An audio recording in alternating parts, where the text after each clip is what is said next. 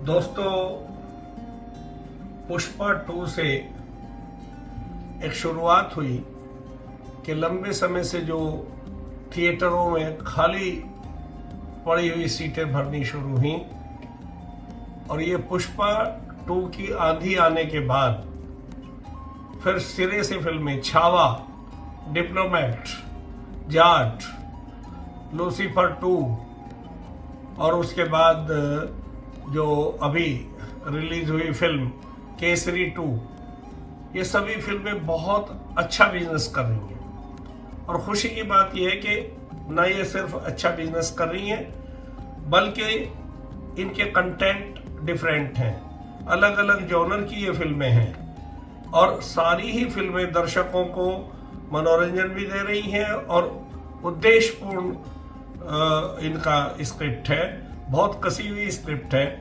इतनी फास्ट फिल्में हैं कि उनमें 1 मिनट भी कहीं ऐसा नहीं लगता कि ये इसमें सीन क्यों रखा गया। और यही वो कमाल है जिसकी ज़रूरत थी आज, क्योंकि एक समय ये डर लगने लगा था कि जिस समय वीडियो आए थे और वीडियो कैसेट्स मिलने लगे थे तो theatre, single screen theatre industry बर्बाद हो गई थी। बहुत कम सिंगल थिएटर अब उस हालत में है कि उनमें कोई जाता है। मल्टीप्लेक्स का जमाना आया और मल्टीप्लेक्स को चुनौती मिली ओटीटी से, लेकिन अब ओटीटी भी बहुत अच्छा बिजनेस कर रही है और इन फिल्मों से लगता है दर्शक दोबारा सिनेमा की तरफ दौड़ पड़ा है।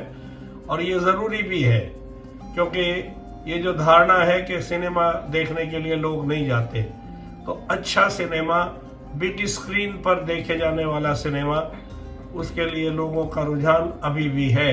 ये प्रमाणित हो रहा है इन सब फिल्मों से, जो करीब करीब सारी फिल्में 100 करोड़ से तो ऊपर का ही बिजनेस है और भी ज़्यादा ऊपर कुछ का बिजनेस जा रहा है। और आने वाले समय में जो चुके हुए स्टार थे उन्हें ये ध्यान देना है कि जो बड़े स्टार थे कि वो दोबारा से स्क्रिप्ट पर ध्यान दें।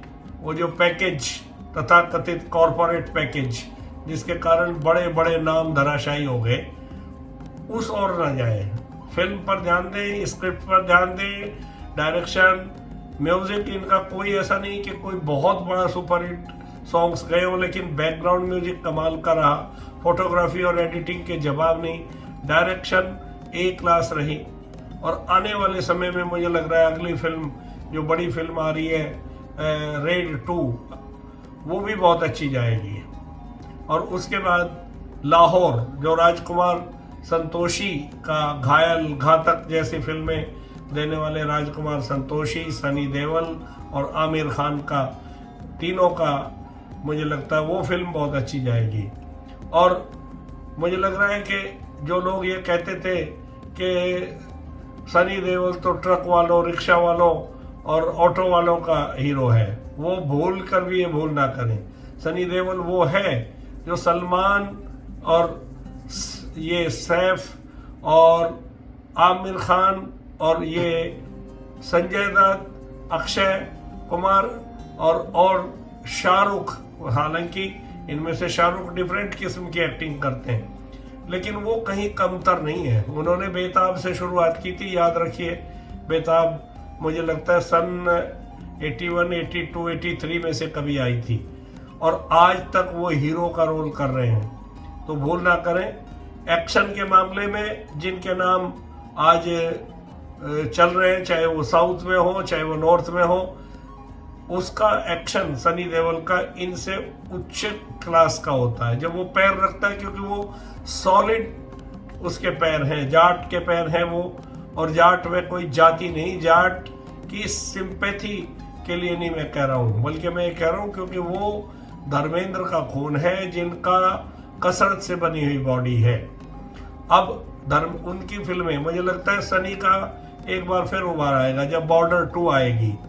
और कहते हैं कि राम और सीता के ऊपर जो मिश्रा तिवारी जी फिल्म बना रहे हैं, देश तिवारी जी, उसमें वो हनुमान के रोल में है और कहते हैं राम और हनुमान का रोल उसमें इम्पोर्टेंट रोल होगा। तो बॉर्डर 2 भी आएगी और अब जाट 2 की भी बात चल पड़ी है। तो ये सभी फिल्में आने वाले में मुझे लगता है सनी का करियर आएगा। और सनी की ये फिल्म अगर कहीं कहीं गड़बड़ हुई है कि मुस्लिम भाइयों को भरमाया गया, क्योंकि जाट दंगे हुए थे और जाटों ने भी इस फिल्म को हिट भी किया है, तो जाटों का उपद्रव भी इस फिल्म को लेकर डूबा है। मुझे खुद जानकारी है कि मुजफ्फरनगर जैसे शहरों में जिस तरह से वहाँ के पॉलिटिशियनों ने और ख़ास तौर से भाजपा से जुड़े लोगों ने एक भद्दा प्रदर्शन किया, तो उससे जाट के विरुद्ध जो मानसिकता है वहाँ के लोगों की और दूसरे वर्गों की, वो इस फिल्म से इसलिए दूर हो गए। लो भाई, जाटों को ही देख लेने दो फिल्म, उसमें मुस्लिम भाई भी हैं और उसमें शांति प्रिय हिंदू भी हैं, तो इस तरह का उपद्रव ना करें, फिल्म को फिल्म ही रहने दें, उसे पॉलिटिकल ना बनाएं। और कुछ गलती उसमें फिल्म निर्माता की भी है, दो चीजें उसने दिखाकर वो सांप्रदायिक रंग नहीं दिया, लेकिन जो समझने वाले थे वो समझ गए, हम जैसे लोग।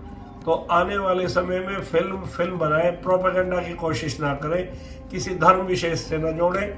भारतीय फिल्म उद्योग राष्ट्रीय एकता का सबसे बड़ा वाहक है, उस ध्वज को वो उठाए रखे, ऐसी मेरी कामना है। मेरी शुभकामना है कि सारी फिल्में दोबारा से धूमधाम मचाएं और सिनेमा में फिर रौनक लौटे सिनेमा हॉल में, ऐसी मेरी शुभकामनाएं हैं।